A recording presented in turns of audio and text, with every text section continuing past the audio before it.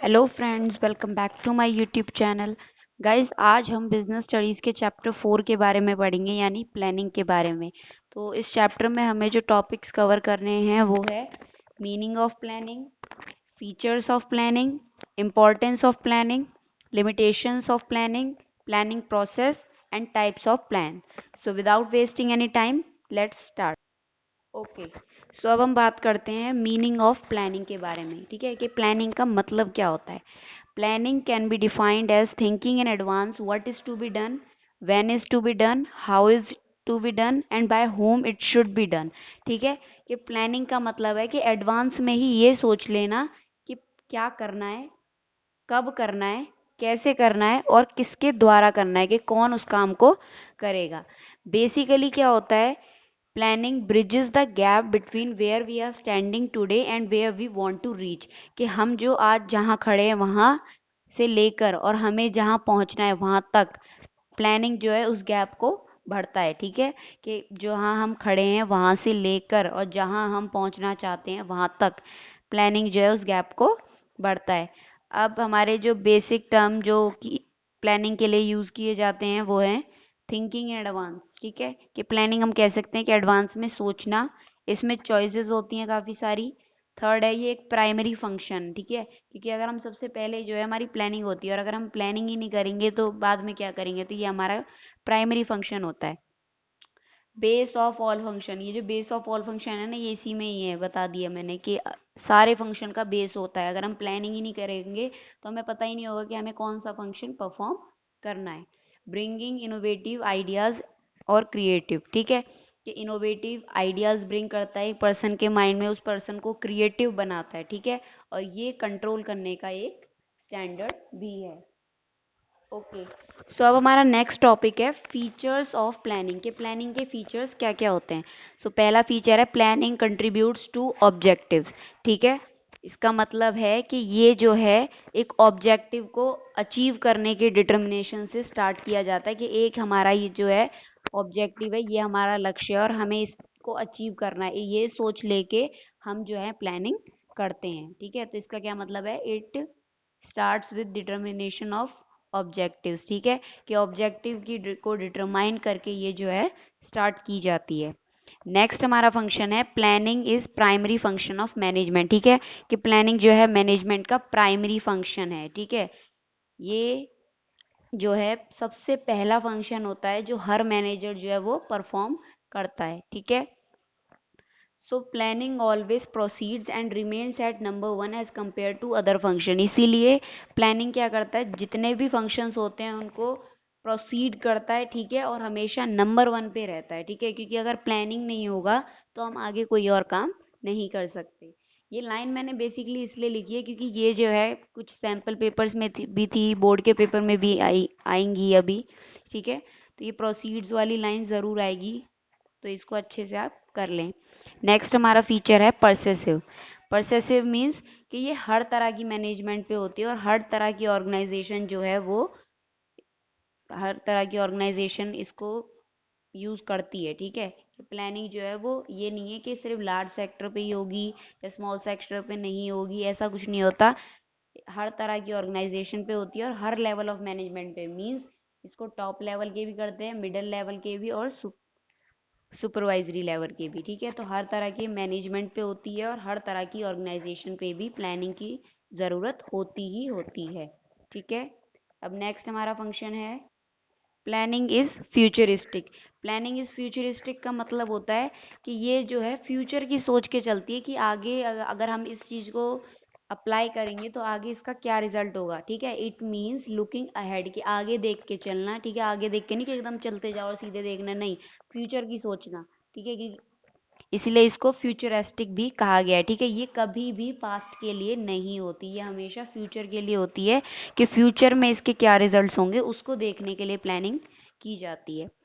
अब नेक्स्ट है हमारा फीचर प्लानिंग इज कंटिन्यूस। ठीक है, कि प्लानिंग जो है वो चलती ही जाती है, ये एक नेवर एंडिंग प्रोसेस होता है। मीन्स कभी खत्म नहीं होता ये प्रोसेस। ठीक है, ये चलती क्यों रहती है, क्योंकि आपको पता है बिजनेस एनवायरनमेंट जो है वो चेंज होता ही रहता है। ठीक है, तो अब क्योंकि चेंज हो रहा है एनवायरनमेंट, तो एक ही प्लानिंग के साथ कोई इंसान काम तो कर नहीं सकता। तो बिजनेस एनवायरनमेंट के साथ साथ ही हमें जो है इसको काम करना ही होता है। ठीक है, तो अब नेक्स्ट हमारा फीचर है प्लानिंग इन्वॉल्व्स डिसीजन मेकिंग। ठीक है, कि प्लानिंग में जो है हमें डिसीजन लेना पड़ता है। ठीक है, डिसीजन हम कब लेते हैं, जब हमारे पास बहुत सारे अल्टरनेटिव, अल्टरनेटिव मीन्स बहुत सारे तरीके हों कि हम इस तरह से भी कर सकते हैं, उस तरह से भी। अगर ये अल्टरनेटिव्स हमारे पास अवेलेबल होते हैं तभी हमें प्लानिंग की ज़रूरत होती है। ठीक है, हमें क्या करना होता है कि इन सारे अल्टरनेटिव्स में से एक अल्टरनेटिव चूज करना होता है। ठीक है, लेकिन डिसीजन भी हम तभी कर सकते हैं जब हमारे पास अल्टरनेटिव मौजूद हो। अगर हमारे पास अलग अलग अल्टरनेटिव्स नहीं होंगे तो हमें वो जो एक अल्टरनेटिव बना, मतलब एक ही जो आइडिया बना होगा, हमें उसे ही फॉलो अप करके चलना होगा। नेक्स्ट हमारा फीचर है planning is a mental exercise. Planning is a mental exercise का मतलब है कि इसमें सोचना पड़ता है, इसमें high level of intelligence use होती है। ठीक है, कि कैसे करें, फ्यूचर के बारे में भी सोचना है, फिर गोल भी अचीव करना है, फिर प्रॉफिट भी मैक्सिमाइज करना है। इतना सारा सोचने पर, अब क्योंकि इसमें थिंकिंग भी है, फिर और कौन से अलग अलग तरीके करें ये भी सोचना पड़ता है। ठीक है, तो अब क्योंकि इसमें ज़्यादा सोचना है, ज़्यादा इंटेलिजेंस का यूज़ हो रहा है, इसीलिए ये एक मेंटल एक्सरसाइज भी होती है। ठीक है, तो अब हमारा नेक्स्ट टॉपिक है इम्पोर्टेंस ऑफ प्लानिंग, कि प्लानिंग ज़रूरी क्यों होती है। तो पहला पॉइंट है प्लानिंग प्रोवाइड्स डायरेक्शन। ठीक है, कि प्लानिंग जो है हमें डायरेक्शन प्रोवाइड करती है। डायरेक्शन कैसे प्रोवाइड करती है, ये जो है एम्प्लॉयज़ को ये बात क्लियर कर देती है कि आप लोगों को क्या करना है और कैसे करना है। ठीक है, तो एडवांस में जब ये बता देती है कि कैसे काम होना है, तो इससे क्या है, प्लानिंग जो है वो एक डायरेक्शन प्रोवाइड कर देती है एम्प्लॉयज़ के लिए, ताकि वो उस डायरेक्शन के थ्रू ही काम कर सकें। सेकंड हमारा इम्पोर्टेंस है planning reduces the risk of uncertainties. Uncertainty, बदलाव। ठीक है, कि प्लानिंग जो है किसी भी बदलाव का जो रिस्क होता है कि बार बार चीज़ें चेंज हो रही है, इसको भी हमारी प्लानिंग जो है वो कम करती है। ठीक है, अब जैसे कि कुछ अनसर्टेनिटीज हो जाती हैं, जैसे कि कोई नेचुरल कैलेमिटी आ गई। ठीक है, उसकी वजह से आपका जो भी प्रोडक्ट था या कुछ भी आपको उसका आपके ऑर्गेनाइजेशन पे इफेक्ट पड़ा। ठीक है, फायर लग गई, उसका आपकी ऑर्गेनाइजेशन पे इफेक्ट पड़ा। तो ये सारी जो अनसर्टेनिटीज होती है ना, इनका जो है चांस जो होता है वो प्लानिंग रिड्यूस करती है। ठीक है, तो कुछ ऐसे रिसोर्सेज रखे जाते हैं ताकि हम जो हैं इन अनसर्टेनिटीज का जो रिस्क है उसको यूज कर सकें। ठीक है, जैसे कि अगर आपको पता है कि भाई अगर फायर लग गई, तो वो पहले से ही ये सोच के रखते हैं कि अगर जैसे कि फायर लग गई, ठीक है, तो वो थोड़ी देर बाद उन्हें क्या कौन सा रिसोर्स ऐसा यूज करना है जिससे कि वो और रिस्क जो है वो रिड्यूस कर सकें। ठीक है, तो इस तरह से वो जो है अनसर्टेनिटीज का रिस्क जो है कम करते हैं। थर्ड है planning reduces overlapping and wasteful activities. इसका मतलब क्या है कि जो हमारे ऑर्गेनाइजेशनल प्लान्स होते हैं ना, वो ये सोच के बनते हैं कि हमारा दूसरे डिपार्टमेंट्स की क्या रिक्वायरमेंट है। ठीक है, कि डिपार्टमेंट हमारा क्या रिक्वायर कर रहा है, और ये जो डिपार्टमेंटल प्लान्स होते हैं ये मेन ऑर्गेनाइजेशनल प्लान से बनते हैं। ठीक है, तो प्लानिंग की वजह से क्या होता है, प्लानिंग ये क्लियर कर देता है एम्प्लॉयज़ को कि आपको क्या करना है। ठीक है, हम क्या थॉट के साथ इस काम को कर रहे हैं। ठीक है, और आपको किस तरह से काम करना है, ताकि लोग एक ही काम में या अलग अलग काम में ना उलझे रह जाएं। ठीक है, कि किसी को पता था कि भाई पहली प्लानिंग में ये वर्क करना था तो वो कर रहा है, फिर दूसरी प्लानिंग में कोई दूसरा इंसान वो वर्क कर रहा है, तो इस तरह से ओवरलैपिंग नहीं होनी चाहिए और कोई भी रिसोर्स वेस्ट नहीं होना चाहिए। ठीक है, अब नेक्स्ट हमारी इंपॉर्टेंस है प्लानिंग प्रमोट्स इनोवेटिव आइडियाज। इसका क्या मतलब है कि प्लानिंग में जो है हमें बहुत ज़्यादा सोचना पड़ता है, और ये क्योंकि एक इंटेलेक्चुअल प्रोसेस है, तो इसमें बहुत ज़्यादा स्कोप ये होता है कि हमें बेटर आइडियाज़ मिल जाएं, बेटर मेथड्स मिल जाएं, अच्छे अच्छे प्रोसीजर मिल जाएं, जिसकी हेल्प से हम एक पर्टिकुलर जॉब को बहुत ही अच्छे से कर सकें। तो उन आइडियाज़ को इनोवेटिव आइडियाज़ कहा गया है। ठीक है, कि अब जब क्योंकि हम ज़्यादा सोचते हैं, ज़्यादा किसी चीज़ पे फोकस्ड होके काम करते हैं, तो हमारे अंदर इनोवेटिव आइडियाज़ जो हैं वो और भी ज़्यादा प्रमोट होने लगते हैं। ठीक है, तो प्लानिंग की वजह से क्या होता है, हमारे आइडियाज़ इनोवेटिव बनते हैं, हम खुद भी क्रिएटिव बनते हैं। ठीक है, नेक्स्ट हमारी इंपॉर्टेंस है प्लानिंग फैसिलिटेट्स डिसीजन मेकिंग। ठीक है, प्लानिंग की वजह से मैनेजर को, मतलब प्लानिंग जो है मैनेजर की इस तरह से हेल्प करती है कि वो अलग अलग डिसीजंस जो हैं वो ले सकें। ठीक है, कि अलग अलग प्रडिक्शंस और गोल्स जो होते हैं वो मैनेजर को फास्ट डिसीजन लेने में हेल्प करते हैं, इसीलिए planning facilitates decision making.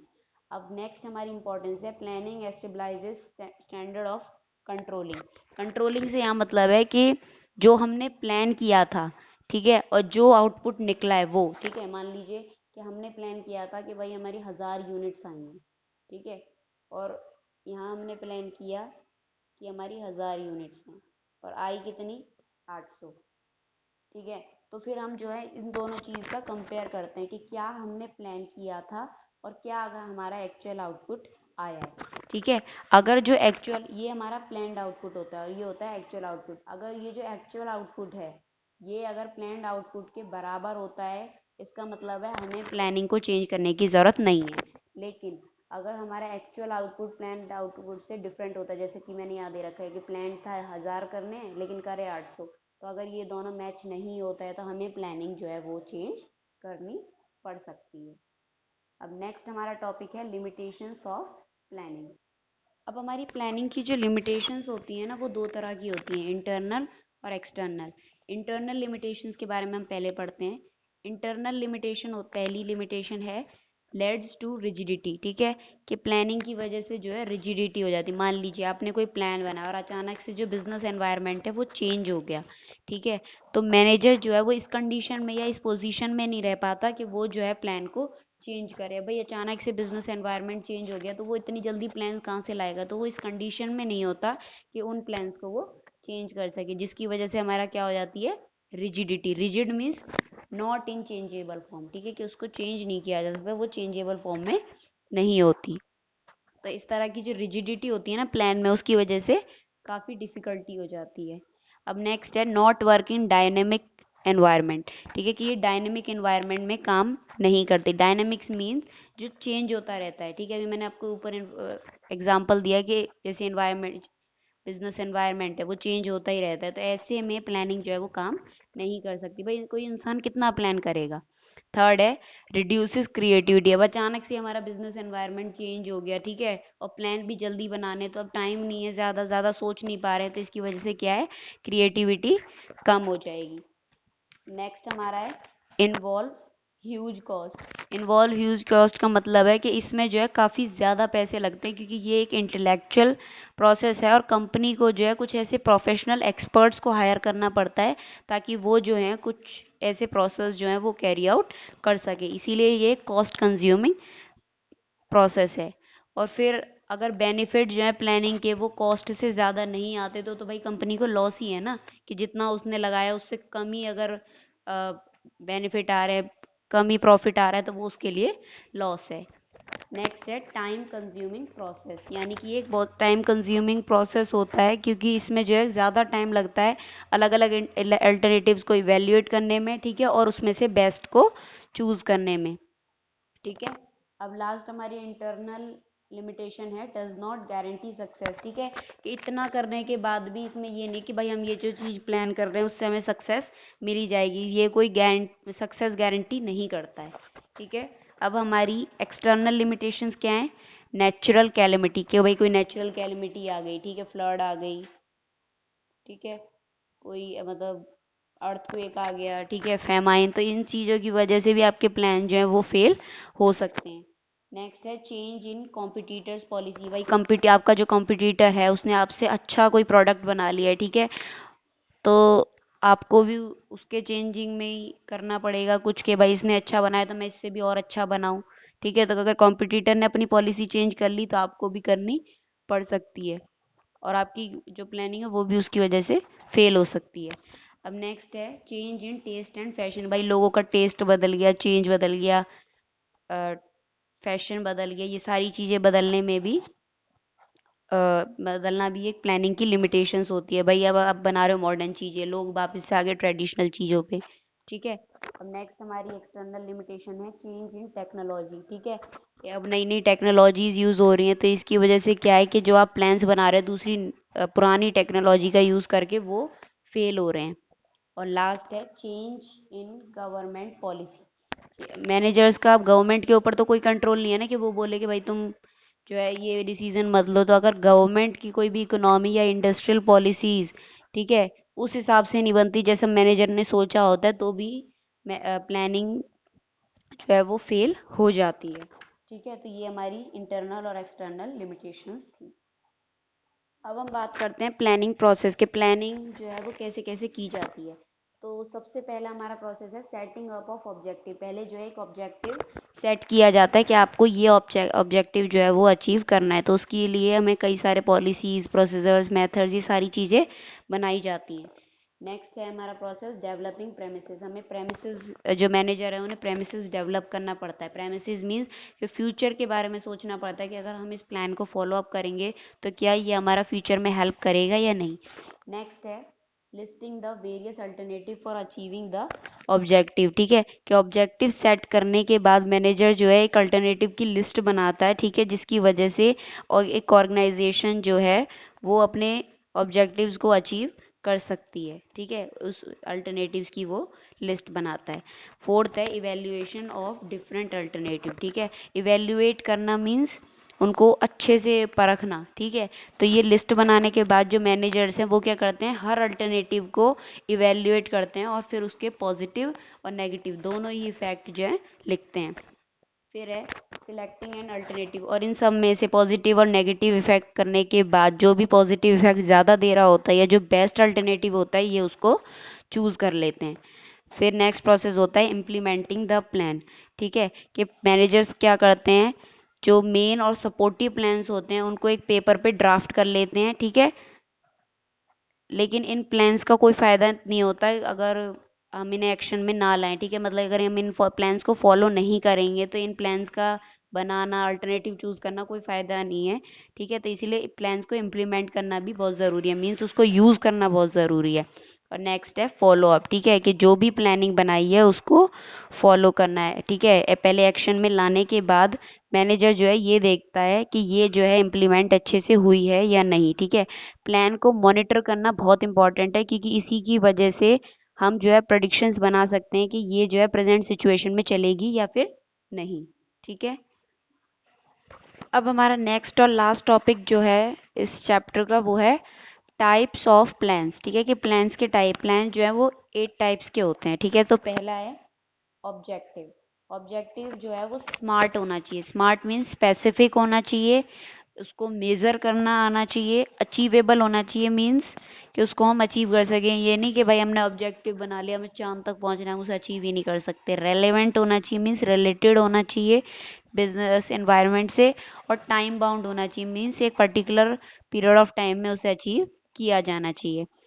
Second हमारा टाइप्स ऑफ प्लान है स्ट्रेटेजी। स्ट्रेटेजी जो है एक कॉम्प्रिहेंसिव प्लान होता है जिसकी हेल्प से हम जो है ऑर्गेनाइजेशनल ऑब्जेक्टिव्स को अचीव कर पाते हैं। ठीक है, ये वो प्लान्स होते हैं, वो बेटर प्लान्स होते हैं। इसकी वजह से ही हम जो लॉन्ग टर्म ऑब्जेक्टिव्स होते हैं उनको डिटरमाइन कर पाते हैं। थर्ड हमारा टाइप्स ऑफ प्लान्स है पॉलिसीज। पॉलिसीज होती है कि किसी भी हम पर्टिकुलर प्रॉब्लम के लिए कौन सी चीज़ें या कौन सी रूल्स को फॉलो कर रहे हैं। ठीक है, उसको रिस्पॉन्स करने के लिए। ठीक है, वो हमारी पॉलिसीज होती हैं। ठीक है, जैसे कि कुछ लोग परचेज पॉलिसीज फॉलो करती हैं। ठीक है, कि कितना जो है परचेज करना है, ठीक है, कितने लोगों के लिए परचेज करना है, तो ये हमारी क्या हो गई, पॉलिसीज में ही आती हैं। नेक्स्ट है हमारा प्रोसीजर। प्रोसीजर जो है वो स्टेप्स होते हैं जो हम एडवांस में लेते हैं ताकि हम उस एक पर्टिकुलर फ्यूचर कंडीशन को जो है हैंडल कर सकें।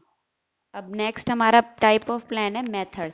मेथड होता है एक किसी भी रूटीन या फिर किसी भी रिपीटेटिव जॉब को करने का एक सिस्टमेटिक वे हमारा मेथड कहलाता है। ठीक है, कि हम जो है किसी भी जॉब को या किसी भी रूटीन को किस तरीके में कर रहे हैं ना, वो हमारा क्या कहलाता है, मेथड।